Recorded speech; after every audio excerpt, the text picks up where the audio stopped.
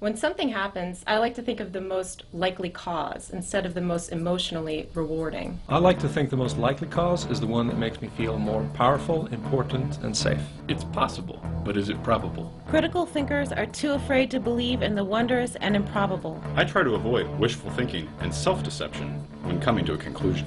Avoiding self-deception is impossible, so I don't fight it in my pursuit of truth. Are you stupid? Yes. No. Yes. No. If you answered yes, odds are you're really smart.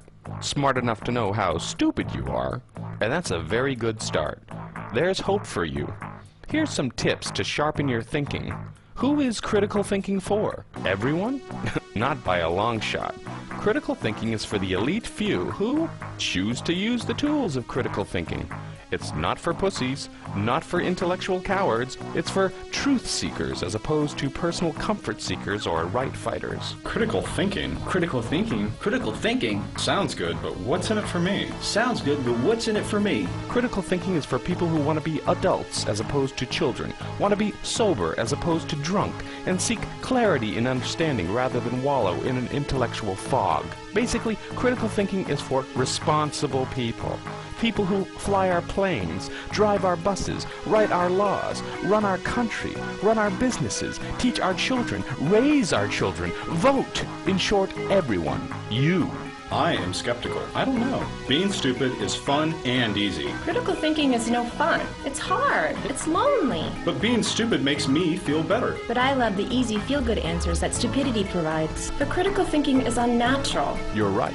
But man in his natural state is Lazy. Self-centered. Illogical. Unreasonable. Selfish. Prone to delusion. Magical thinking. Wishful thinking. Self-deception. critical thinkers are aware of these pitfalls of human fallibility and battle against their natural shortcomings and bad habits. The enemies of clear thinking are confirmation bias.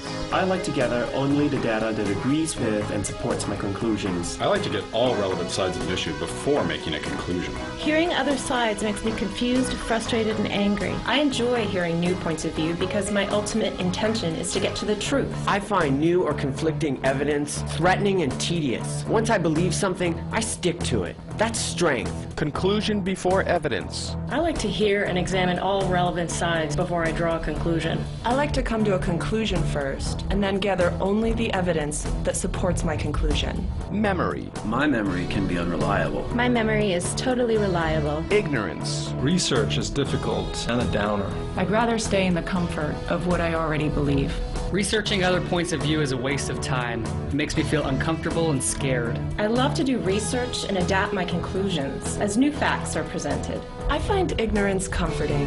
Perception. If I've seen it, I believe it, and that's that. I will not rely on any one person's testimony. I saw what I saw, and that's what I saw. This is what I saw, but I could be wrong. Personal bias. I make an effort to remove my emotions and bias when evaluating evidence and drawing conclusions. My feelings are the closest to the facts. I try to be as objective as I can and keep my personal bias at bay. Feelings are not facts. Yes, they are. They're better than facts. My personal feelings are not relevant here. Physical emotional. I like to be well rested and alert before I make crucial decisions. I think that I make the wisest decisions when I'm exhausted and stressed out. Testimonial evidence. I like to make generalizations, judgments, and conclusions based on my own personal experiences, or those of my friends. Or my favorite celebrities. Extraordinary claims. Extraordinary claims require extraordinary evidence. Extraordinary claims require extraordinary people to believe them. Ambiguity. If words or expressions are ambiguous or confusing, I hold off on making judgments or conclusions. I see clarity as a threat to my sense of power and importance in this world. Clarity makes me feel small and insignificant, so therefore I avoid it. I prefer my reality to be foggy and mysterious. Assuring expressions. I agree with facts that make me feel better and more powerful. If the conclusion is comforting, it's most likely true. Just because an argument favors me doesn't make it true. Emotive content. Emotionally moving testimonies are the most convincing. Emotions muddy the waters of finding the validity of an argument. Facts get in the way of the fun. I like to focus on the relevant facts to get a clear picture of reality. I like to live in a magical land of candy and unicorns.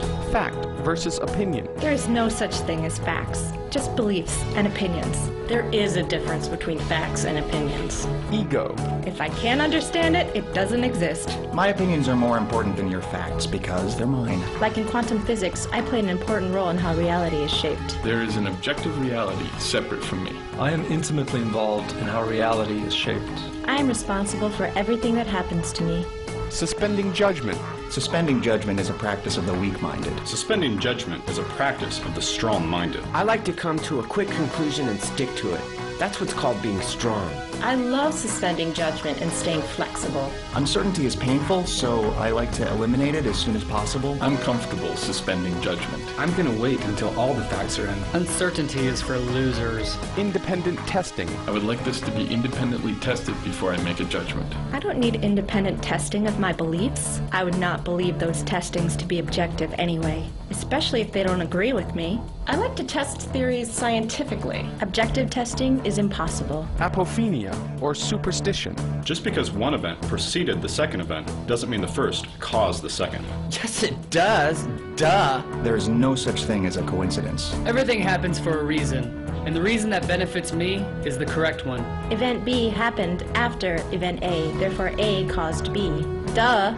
Either-or fallacy. The world is very simple. Things are either one way or the other. It's either A or B. Anybody who says different is just trying to deceive you and muddy the waters. The world is complex. It's not always either A or B. Sometimes it's both, or something completely different. Ad hominem fallacy. I like to make personal attacks and discredit the source of information. It's about evidence, relevance, clarity, and sticking to the facts. When I feel I'm losing an argument, I like to make personal attacks on my adversary. My enemy is a bad man. Red herring. I like to bring irrelevant stuff up to avoid facing an issue. I find evading the issue is a powerful tool to defend my position. The point is to defend my position. It's about survival. I'm more interested in finding truth and reaching clarity rather than defending a previously held position. Critical thinker or intellectual coward? Which one are you?